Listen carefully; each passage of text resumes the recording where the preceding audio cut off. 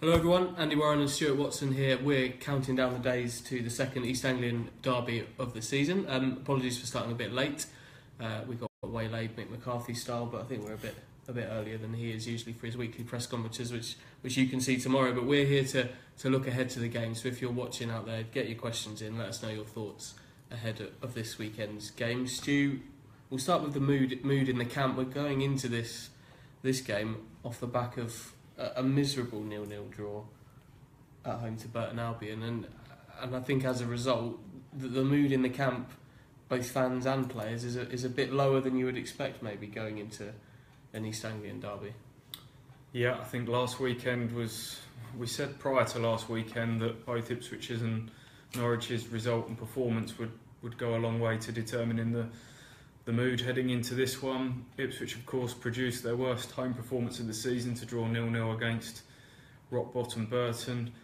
Norwich, by all accounts, played very well to come from behind and get a 1-1 draw at high-flying Derby and potentially deserved more by the sounds of things. So, as always seems the way going into these games, Norwich always seem to time their run of form perfectly heading into these matches. And Ipswich, it's not... On paper, we were chatting to some of the guys up in Norwich and they were saying, well, it's only been one defeat in 5 for Ipswich, and that was 1-0 against runaway league leaders Wolves. And I guess when you look at it on paper like that, it's not as bad as it feels at the moment. But if you actually go through and analyse some of the recent games for Ipswich, even the 1-0 win against Leeds, that's against 10 men, and a wonder strike from Selina kind of got an unconvincing win there. The Bolton game was a pretty poor performance away from home, 1-1 there, wasn't it? So, then they go and win at Sunderland, get a good result up there 2-0, and then it all goes flat the following weekend. So there's just a general mood surrounding Ipswich at the moment that goes way back beyond the current form, but certainly the current inconsistency has not helped that in any respect, has it? Well, hello to everyone that's just joined us. Let us know you're here. Drop us a wave, a comment, an emoji if you like that kind of thing into the comments box below. Let us know how you're feeling heading in to this weekend's East Anglian derby. But Stu, we'll start with a question that we've got in off from Twitter earlier from Nathan, and that was talking about the key men in this weekend's game. Should we start with Ipswich? Who do you see as a key man for Ipswich heading into this game? Well, I don't think you can look much further than Bartosz Białkowski at the moment. 2-time Supporters Player of the Year. Probably going to run away with it for a third time in a row, isn't he, this summer? Don't see there being too many contenders at the moment. 2 more crucial saves last weekend prevented it being even more of an embarrassing afternoon. The save right at the end, I think the ball came off Chambers last, didn't it, from that corner, was an excellent one in front of the watching Poland bosses. So he'd have been impressed there. Yeah, I think he's had a chat with them after the game as well, and he's got a good chance of being on the plane to the World Cup this summer. So great to have him on a new contract, agreed, not signed, we have to stress, but he would be the key man in terms of going away from home and playing his part, I think, in defensively, because Ipswich, the goals have dried up for Ipswich, so it's doubly important that they keep it tight at the back, and to be fair, I think defensively they've been much improved of late. The 2 centre-backs, Chambers and Carter Vickers, have built a decent partnership at the back. Bart's still in good form, and I think they've cut out a lot of the silly errors from earlier in the season. So Bart, I think, would be the overall key man. I know you've got some thoughts on an offensive key man, haven't you? I just think that Bersant Salina's got Derby Day magician written all over him. He's got all the attributes that you need for that. He likes to shoot. He can do unpredictable things. He can cause pandemonium with his celebrations. He may not even start this game. There's that debate that I'm sure we'll get onto in a moment. But for me, he's got all the attributes that you need to be that derby hero. And it probably is going to be another tight game, isn't it? Neither team are in particularly good scoring form, and it's going to take a moment of magic, which Norwich have produced in recent years. Ipswich haven't had so much of that. But if there is one man that can do it, it's Bersant Salina. From an Ipswich point of view, you might be able to throw Carriol into the mix as well, because I thought he had a very bright debut. He was one of the few positives from last weekend when he came off the bench for his debut, and as he said to you afterwards, he never shied away from taking on his man or taking a shot. But Salina would be the obvious one in terms of an offensive spark, wouldn't he? Someone who can do something out of nothing, a moment of magic. And I think you're right, it will be another tight game. The last 3 games between these sides have kind of been testament to that. 2 1-1s last year, 1-0 to them at Portman Road earlier this season. Not a lot between the sides. I think going further back to the playoff season, I thought that Norwich were a class above. They still had those Premier League players hanging around. They still had a Premier League budget. I think they're just starting to realise that, for all that sort of ironic applause last season in the 16th minute for Ipswich being in the Championship for that number of years, that they might now be looking at a similar sort of Ipswich type situation, not backed by mega money owners in Delia Smith. They've started to have to cut their costs accordingly, moving on Pritchard and others. So the table now speaks volumes, doesn't it? Both on 44 points, both mid-table sides. That's kind of where they're both at. So, not many goals between the two of them. It might come down to a 1-0 either way. Well, James Maddison was the man that produced the goods for Norwich at Portman Road earlier in the season. We'll get onto him a little bit later. But for anyone else just joining us, welcome. Thanks for joining us. Get your comments in below. Let us know who you think the key men are this weekend. We've just been discussing a few, but Stephen's on the comments with one discussing Joe Garner, and a point that we've been discussing in the office this week of Joe Garner against 3 central defenders, not favouring the little Ipswich Town striker particularly. He's not enjoyed that battle when he's come across it so far this season. No, I think Wolves recently was the one that sticks in our mind. They had a back 3, didn't they? And Garner, the way he likes to occupy centre backs and ruffle defenders' feathers throughout the game and be a nuisance. And when it was him sort of battling against 3 of them, it just doesn't work, does it? And it leaves him looking increasingly isolated. So that raises the issue. Mick seems to be fairly set on 4-2-3-1, but Norwich play this 3 at the back wing-back system. Does Mick go and match them up and go like for like? If we were talking this time last year, I would have said almost certainly, because he went through a stage where he's obsessed with picking the same formation as the opposition team. Now he seems to be very much set on this 4-2-3-1 with a fluid front 4. I would say less fluid. I think they've started the season when the goals were flying in. It was very much an interchangeable front 4. I think they've worked on that being a little bit more rigid and organised over sort of the Christmas period. Martin Waghorn, when I last spoke to him, kind of touched upon that. He feels that that's one of the reasons perhaps why his goals have dried up, 12 without a goal for him, and he feels that he's being offered to do a slightly more withdrawn role, and that goes back to the point that we just made about Garner being isolated up front on his own against the front 3. Well, Waghorn would be the one, wouldn't he, to push up into a 2, but then, like you say, there's all that kind of throws 2.5 months worth of team work out of what do you do behind him then? Do you go 4-4-2, which seems very much out of favour in modern football? I don't think you could do 4-4-2. The minor tweak would be, as you say, push Waghorn further forward, go with a more of a traditional 4-4-2. The problem there is I think Ipswich would be in serious danger of being overrun in the middle of the park.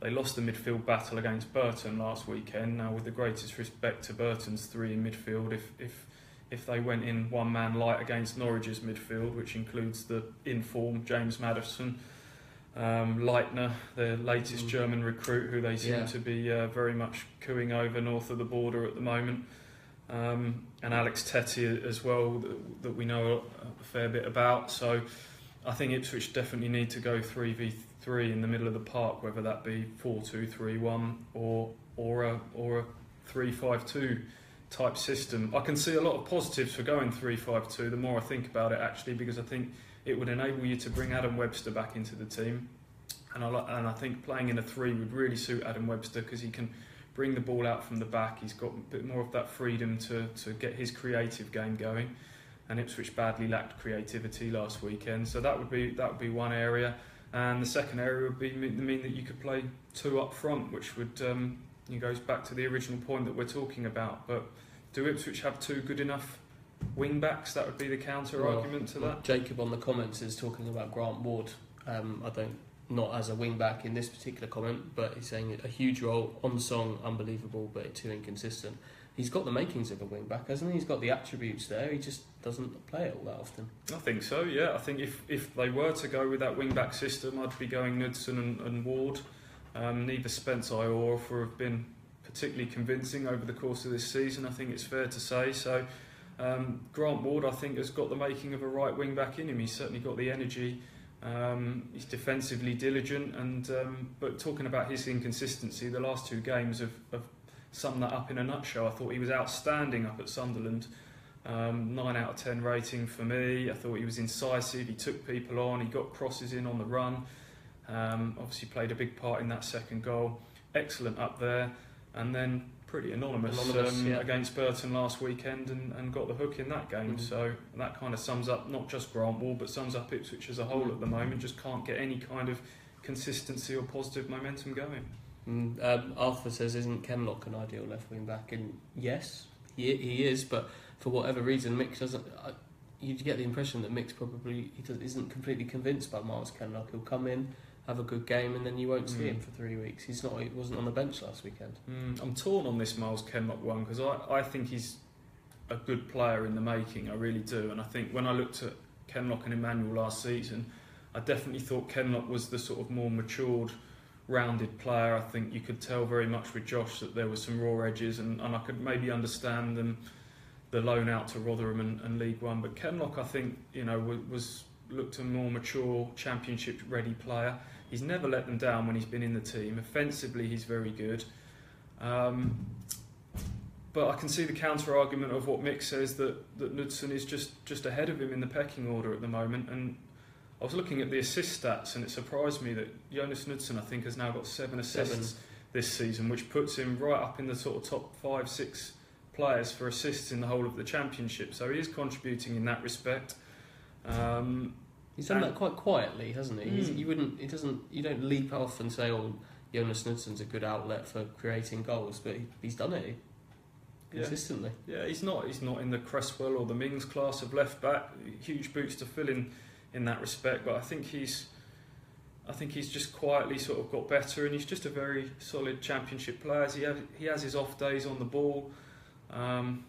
Last weekend was one of them, but no Ipswich player really covered themselves in glory. But he probably is realistically just ahead of Kenlock in that pecking order.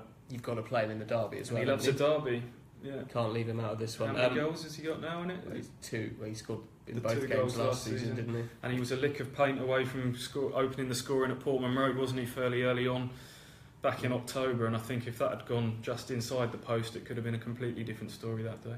Well, hello to any new viewers who have just joined us. It's Andy and Stu just looking ahead to Norwich against Ipswich at the weekend. We've discussed some key players who we see and who you guys see as the difference makers this weekend. So let us know if you've got any further thoughts on that. Mike has asked a couple of questions. The first one we'll take first, which is Ipswich have lacked creative ability for years. It's more of a statement than a question, but it's true that creative ability has been loaned in rather over the last 3 years.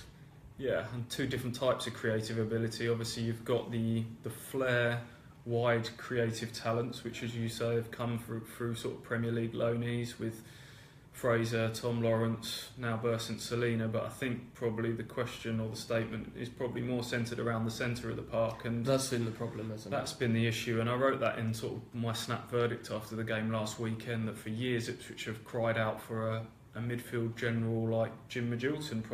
You're probably going back that far.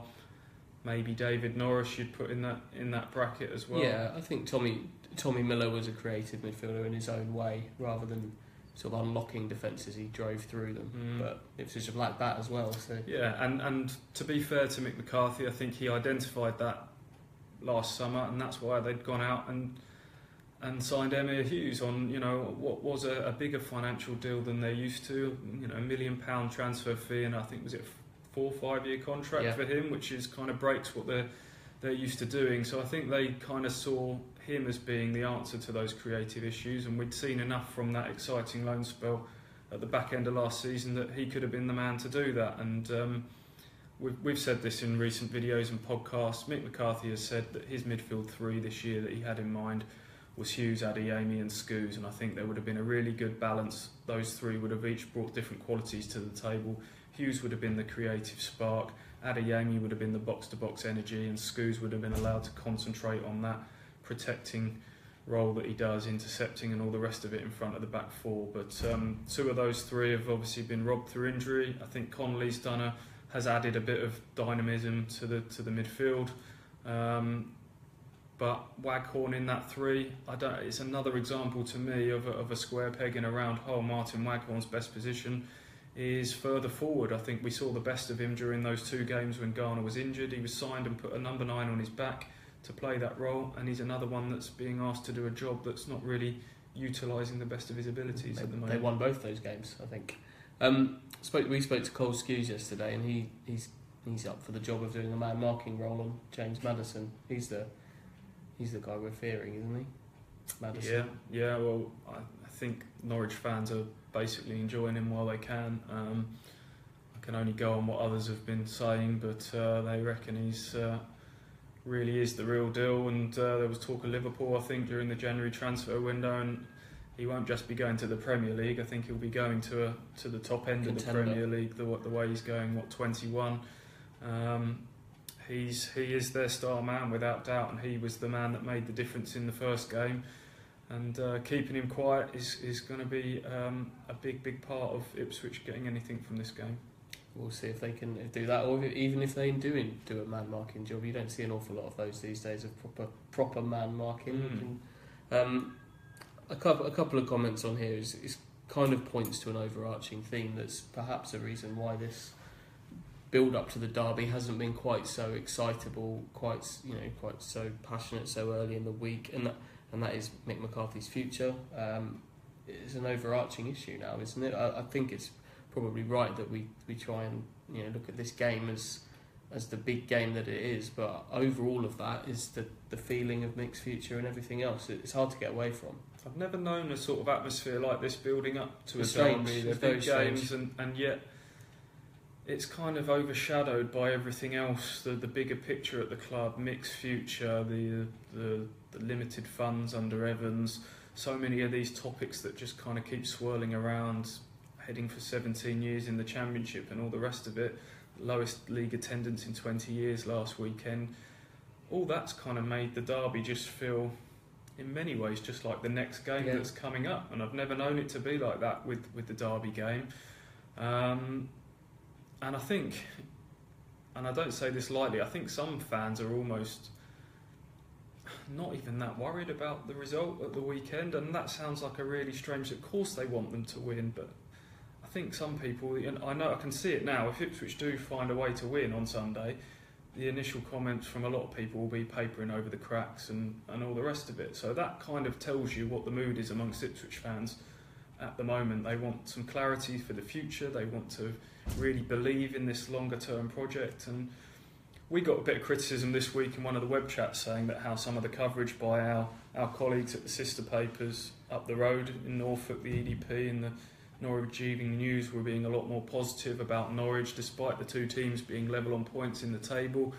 And the point I sort of made in return to that is that there's two very different moods around the club at the moment. Norwich seem to be at the start of a new project, and they're very clearly and transparently communicating their plans for the future, with Stuart Webber overseeing things and a head coach and Daniel Farker and all the rest of it. Ipswich, we all seem to be a little bit too much in the dark, don't we, at the moment, in terms of things? I think but there's a clear recruitment strategy at Norwich as well, isn't it? You know where these players are coming from. They're scouting European leagues, they're scouting Germany. I think they've scouted Austria reasonably heavily, and then in January Ipswich are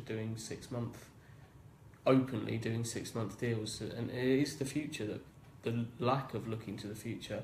I'm sure they're doing it in-house, but externally there's nothing for the future there for the fans to look at and go, yes, this season we're not going up, we're not going down, but next year we can build on this. It doesn't feel like, you always want to feel like a football fan. It's not about having a divine right to be. I don't think Ipswich fans are saying we should have a divine right to be challenged for the top six and the promotion and all the rest of it. I think most people sensibly realise that the football's financial landscape has changed and things could be a lot worse when you look at the teams that have gone down to League One and all the rest of it. But what you do want as a football fan, when you're paying out a lot of money and investing a lot of time, it's just a bit of fun and excitement along the way. and Ipswich fans have been starved of that for some time now. I mean, we talk about no derby win in 9 meetings now.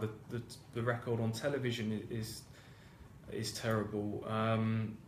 Every time there's a chance to just build a bit of positive momentum, like last weekend, it goes flat. The FA Cup, every year we've got the annual third round exit. So it's not just about being in mid-table. It's the whole sort of.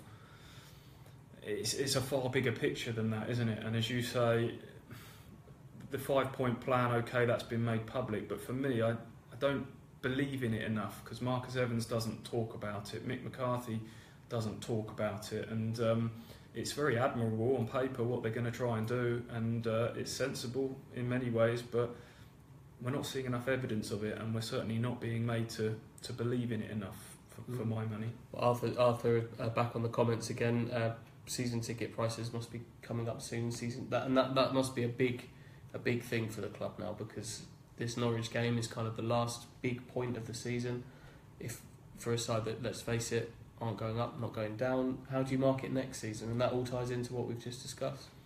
Yeah, it's going to be very interesting. We're in, what is it, normally mid to late March when the season ticket renewal packs will hit everyone's doorsteps. Normally a bit of blurb in there from Marcus. I'm not really sure how they're going to, if we're still in this situation of uncertainty surrounding McCarthy, I'm not really sure how they're going to market that and sell it to people, because it's been a slow bleed of fans over the last 10 to 15 years now, year upon year. That's just drip, drip, drip, cut away to what it is now, averaging, they've gone from 25 average crowds to 16 now, obviously 13,800 something last weekend. How do you sell more of the same to fans at the moment? I think the only thing that really is going to get people reinvigorated and re-enthused is either Marcus Evans selling the club, which I can't see happening anytime soon, or a change of manager. And I think that's going to be more likely out of those two scenarios, really. But at the moment, Mick keeps sort of toying us and stringing us along. I might go, I might not, and that's not really helping things at the moment. So you're right, once this game gets out of the way at the weekend, there's only one story in town then, isn't there? Well, yeah, obviously this weekend could go some way to getting some people enthused again, but you have to back it up, and that's not what they didn't do after the Sunderland win. But anyone that's just joined us, we're just probably wrapping up now, but just talking through Ipswich and their visit to Norwich City. We'll go for some predictions, so if you're out there, let us know your predictions in the comments section below. But I'll go to you first, Stu. We're 2009 since the last derby win, 2006 since the last win at Carrow Road. Is that going to change? I'd love to say yes, but I don't think I can. I think forget about the history for me, because I don't think that means a huge amount, and I know that's what fans talk about, but I'm not convinced that players do. If you look at the two lineups from last weekend, there's not a huge amount of derby experience between the two sides. Bart, Scoos, Chambers have obviously sort of been around for a few years at Ipswich, but Norwich's team is pretty fresh looking. Tetty aside, there's no one that's played a huge amount of games. So do the players really talk and think about that too much?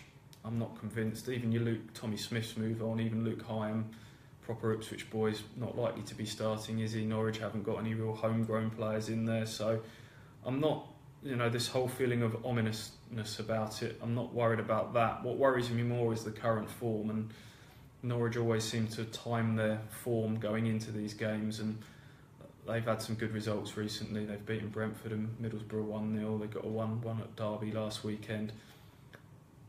If Ipswich had backed up the Sunderland win, I'd be feeling a lot more positive, but that was just a reminder to me that there's some serious limitations here with this side, and as we said earlier, can't see there being many goals. I'm tempted to say 0-0, Andy. Yeah, I had this discussion with someone yesterday, worryingly. I hope we're wrong. Jeff's predicted a win, 2-1. Good on you, Jeff. Nice and positive. There's no reason Ipswich can't win, just like there was no reason Ipswich couldn't have won in October. Like, I think in the build-up to that, it was made quite clear that it was as good an opportunity as they've had since the last win to do it. And sadly, the moment of magic popped up, and it was Maddison that did it. If Ipswich can keep it tight for an hour and pop up with a similar moment themselves in the second half, then who knows? But for me, I think there will be a couple of goals in this one. Dylan's gone 4-0 Ipswich, which would love to see that. For me, 1-1. Yeah, I think we've both gone for draws there for a reason, but we've been a bit doom and gloom in the mood and all that. But I could make several good arguments for why Ipswich could do it at the weekend. Norwich's home form, it's worth pointing out, hasn't been great. They've not been great at Carrow Road this season at all. They've only won 5 times there. Ipswich have got the same number of wins away from home. So, and they're not scoring goals. 16 at home in 15 games. Right, so I think there's only 4 teams that have got fewer goals than them in the whole of the Championship. So they struggle for goals. So it might be a bit of a classic. The first goal is crucial, and Ipswich we know they've got that set piece threat, and I think Waghorn's set pieces have been back to being decent again last weekend aside. So who knows, if Ipswich can keep it tight and nick a goal from a set piece or a rapid counter attack, then the doubts might just creep into their minds there. And I think hearing 1 or 2 Norwich fans talk, they might be thinking, actually, law of averages, this run against them can't continue forever. So I'm not completely pessimistic about the game, but unfortunately I just can't see Ipswich having enough about them to get the win. Let's hope you're wrong. Hey? I hope I'm wrong, as always. Brilliant. Lovely. Thank you everyone for joining us. Thanks for getting your comments in, much appreciated. We'll be back with plenty more online over the next few days. We've got all sorts on there, videos looking at key men, the form heading into the game. We've got a pre-match podcast as well, which you can subscribe to on iTunes, Spotify and Audio Boom. And plenty more tomorrow. We'll see Mick tomorrow afternoon, 2 o'clock I think Mick is tomorrow, so you can catch that live on our websites like usual, and then all the build-up leading up to Sunday lunchtime. And we'll see you next time. We'll be on video, probably be at Carrow Road. Yep. See you then. See you later.